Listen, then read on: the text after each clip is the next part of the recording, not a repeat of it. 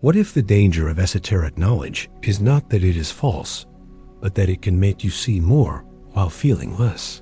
What if the first trap is not darkness, not illusion, not hidden forces, but the quiet moment when insight begins to replace compassion? Because once you start seeing patterns, it becomes hard to stop. You hear people speak, and you notice the script beneath the sentence. You see inherited beliefs, social masks, fear, repetition, wounds, conditioning. What used to feel random no longer feels random. But here is the cost nobody warns you about. If you are not careful, you stop meeting people. You start reading them. And once that happens, esoteric knowledge stops making you wiser. It makes you colder. In this video, we are going to pull back the curtain on one specific danger: how secret knowledge, symbolism, hidden laws, and pattern recognition can turn into distance if the heart does not grow with the mind. By the end, you will understand why the real test of knowledge is not how much you can see through, but whether you can still remain human after seeing it. At first, this looks like clarity. You begin to notice the machinery behind ordinary life, the repeated desires, the fears people call opinions, the old wounds disguised as certainty, the same emotional patterns moving through families, workplaces, friendships, relationships. And something in you says, "Now I see it." That moment can feel powerful. It can feel like waking up in a room where everyone else is still acting out a script. You notice the symbols. You notice the currents. You notice the causes beneath the effects. But here is where the mystery deepens. Seeing a pattern is not the same as understanding a soul. A pattern is the outer shape. A soul is the living fire inside it. And if you forget that, your sight becomes sharp, but your presence becomes poor. This is the hidden reversal. The same knowledge that should have made you more precise can begin to make you less generous. The same perception that should have helped you understand people can slowly train you to stand above them. And it happens quietly. You do not wake up one morning and say, "I will become cold." It starts with small inner movements. You hear someone repeat a belief they never questioned, and instead of feeling recognition, you feel irritation. You watch someone chase status, drama, comfort, attention, and instead of seeing pain beneath the behavior, you see weakness. You notice how easily people are influenced, and instead of becoming more responsible with your own influence, you become secretly proud that you are not like them. That is the first poison. Not knowledge, inflation. The mind rises, but the heart contracts. And when that split opens, everything you learn begins to pass through distortion. Symbols become weapons. Laws become judgments. Discernment becomes superiority. One thing is certain: knowledge does not enter an empty vessel. It enters the state you are already carrying. If you receive knowledge while carrying resentment, it will sharpen your resentment. If you receive knowledge while carrying fear, it will give your fear a sacred language. If you receive knowledge while carrying loneliness, it may convince you that separation is proof of depth.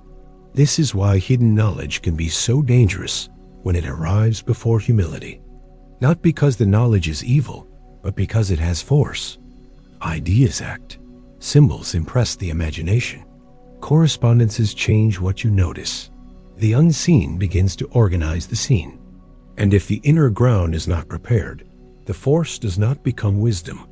It becomes distortion. So the question remains, how do you know when knowledge is making you colder? There is a simple sign. You become better at explaining people, but worse at loving them. You can name their conditioning, but you cannot feel their burden. You can see their mask, but you forget there is a wound underneath it. You can read their pattern, but you no longer remember that you have one too. That is the moment the mirror turns. Because what you call unconsciousness in others may be showing you your own hidden refusal to stay open. And this is the part most people miss. The person in front of you is not only a pattern, they are also a correspondence. Their confusion may reveal your impatience. Their fear may reveal your pride. Their repetition may reveal your own hunger to be above repetition. The outer world does not only show you what is wrong with others, it shows you what your knowledge has awakened in you. Halfway through, this is where we are. Esoteric knowledge is not the enemy. Seeing patterns is not the problem. A problem begins when sight becomes separation.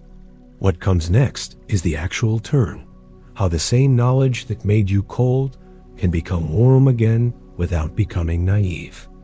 Like if this kind of clear Hermetic breakdown matters, the turn begins when you stop using knowledge to escape kinship, not agreement, not approval, not pretending that every behavior is harmless. Kinship, the recognition that the person repeating a script is not beneath you. They are moving under forces you also know: fear, desire, shame, habit, rhythm, influence, wounds carried for so long they start to feel like identity. Once you see that, compassion stops being softness. It becomes accuracy, because the colder view was never the truer view. It was the incomplete view. It saw the mechanism, but not the life inside the mechanism. This is where knowledge ripens.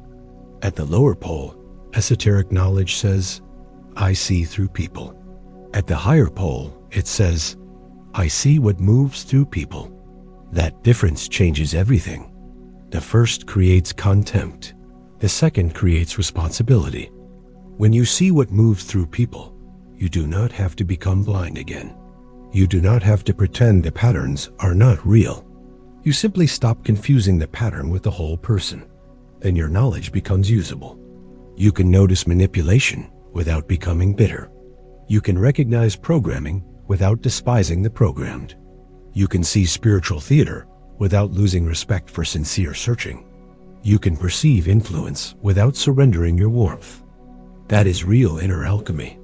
Not collecting more hidden facts, not becoming untouchable, not floating above ordinary life. It is the transmutation of sight itself. Sharp sight joined to a living heart. Because if consciousness shapes reality, then the state from which you see matters. You do not only observe the world, you participate in the atmosphere you bring to it. A cold observer creates a colder field. A clear heart creates a different field. And this may be the most unsettling possibility of all. Perhaps the world does not only need more people who can expose illusion.